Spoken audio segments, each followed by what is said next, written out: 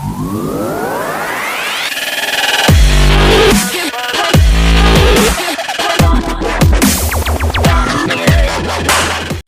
going on, guys? It's Rams tomorrow. So back in another video, and today we'll be discussing the top 5 budget decks for this current format that you can pick up for around $100 or less.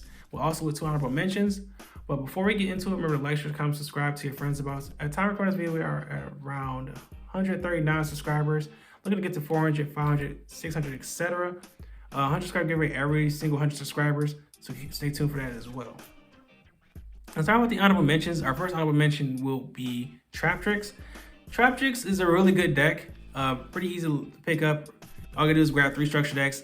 You can add Prosperities, which are really inexpensive now, through to Rarity Collections, a new set. They're around $5 to $10 at the time recording this video. Really inexpensive, just to get buy 3 of those as well. And then add a couple more trap hole cards to it, maybe like a Grave Digger's trap hole. I forgot the name of it. I think it's Grave Digger's trap hole.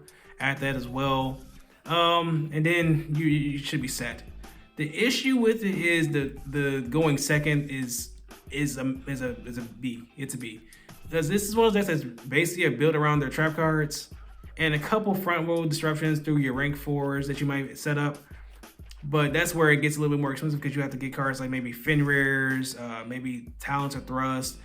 Depends on how you built the deck, but this one of those decks I just don't feel like it's the strongest in this format, but it's something that can be competitively viable as far as locals and regionals. So that's why I made the list as an honorable mention. And then our other honorable mention is Salamangreats.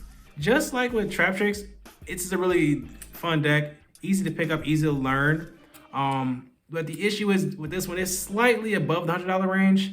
Salamangreat Fire, one of its new support cards, is around $15 each right now, and that's already like around $45. And then you need 2 of the new Link 4. I think it's Raging Phoenix. It's around $10, $15 at the time of recording this video. So that's already around, I want to say $65 to $80 right there. I would say just buy the structure decks, but you can't even do that because you got to buy your Salamangreat Sunlight Wolf separately. And then the structure decks themselves are, I think, are above their market price when they first came out. Because when they first came out, they were around $11, $15. I think they're above that at the time of recording this video. I could be wrong though. But I just think there's better options. And if you want to keep it under 100, this probably isn't the deck right now, honestly. Now, getting into the actual list, starting off with number 5, just not in any particular order, Ricketts and Avalon. Now, this deck, I put this deck on the list for starters. Like, I was surprised it's really inexpensive. The only cards that really start adding up are the Ricket cards. But this basically depends on your build and how you're going to play the deck. But most of the cards you're going to look for this deck are really inexpensive, especially the Therion package, the Sun Avalon package. The only cards that are really worth something are the Ricket cards. But this one takes a really good pilot. Yes, it's won YCS. It's competed and won regionals. But it takes a really good pilot to play this deck and a lot of patience. So I keep that in mind. And as far as a beginner like that, I do not suggest this deck to start off with, but it's a pretty good option to pick up. It just depends on the format where you play it. Moving on to number 4, Sword Soul. Now this is a deck that's tried and true, consistent in what it does, similar to Salamangreat, but it doesn't have the same weaknesses as Salamangreat. Thanks to the reprint of Baron the Floor, this deck is actually really inexpensive now, because Baron used to be around $30, $50. Now the card's like $5, $10 thanks to the Rarity Collection set. Pretty easy combos to learn, really nice to navigate. The 10E cards are dirt cheap. The Sword Soul cards are dirt cheap. And you can actually have a little fun with your extra deck. Just the main deck is probably already solved. And the thing is, most people already know what to expect with this deck. Like I said, it's another deck that's competitively viable for sure. You can probably win the locals, win smaller tournaments, maybe top of regionals with it. But as far as above that, you have to really put some work in and probably put a little bit more money into it, honestly. Moving on to number 3, we have Labyrinth. Hate the deck, but gotta respect how it plays. If you like control decks that are heavy on trap cards, this is the deck for you. Thing is, the navigating of the deck. You can tell a good Labyrinth player from a bad Labyrinth player. Some fact that your lines are not the easiest to navigate, and any misplays can probably cost you a game. Besides the obvious, dealing with cards like Lightning Storm, Evilly Match, etc.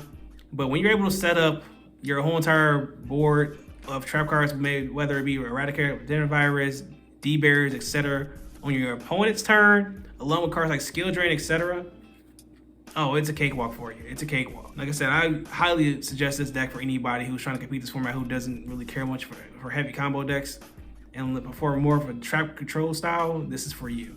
Now moving on to number 2, Dark Worlds.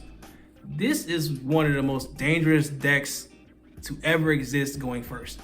Like I might be overselling it, but when a deck can literally snipe your almost your whole entire hand and then set a bunch of negates after that, if you don't stop it, that's pretty devastating. And this is one of those decks where you guarantee you need at least a couple hand traps to stop it if you don't have Drone Lockbird, which is his only weakness. It's a very fun deck to play. Just gotta learn your lines. This one deck that I say is similar to Terror Limits in the way it plays, where you're basically building your board, you're building your combo through whatever you might open. But each line that you learn and figure out leads to the same direction. This one, you easily can buy 3 structure decks and add a couple cards to it and you're good to go. I would safely say just get these structure decks and then get extra deck to go with, like Mudcracker, etc. And you're good to go with this deck. The only weakness I would say about this deck is the fact that it can't go second.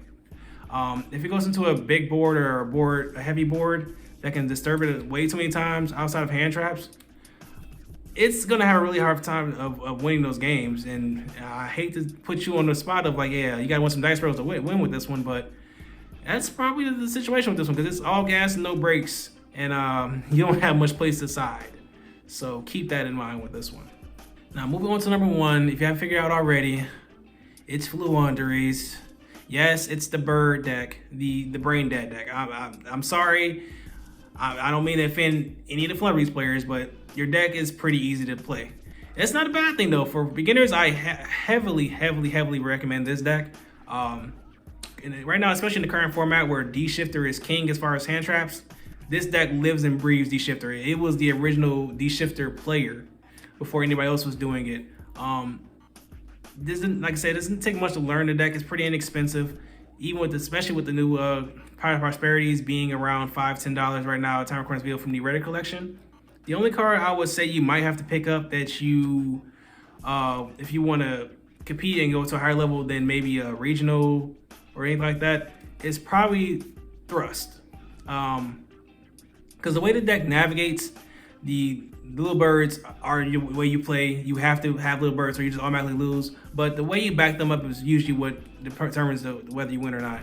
And being able to set up your regular board of Impen plus Field Spell plus a trap card, and then having maybe a Harvey's Featherstorm like that to back it up, that's pretty tough. It looks simple, but it's pretty tough to out.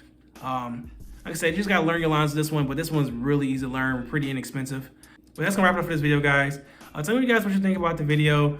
What other budget options are there out there that I haven't mentioned or I didn't think of that you can leave in the comments and tell people about.